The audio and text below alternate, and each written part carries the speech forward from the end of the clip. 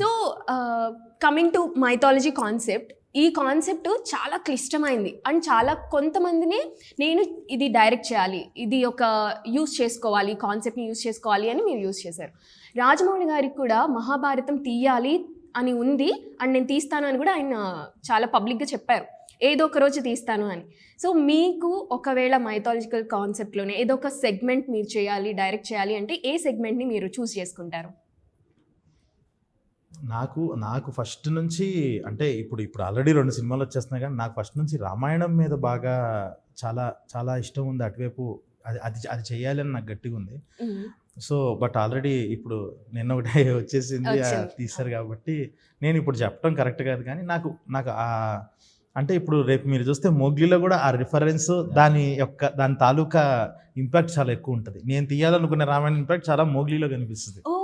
ఇప్పుడు రోషన్తో రాబోతుంది కదా, ఓకే. అది ఆన్ సెట్స్ అయిపోయిందా?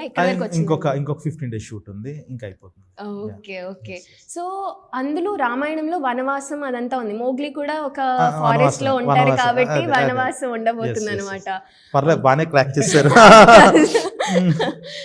ఎస్.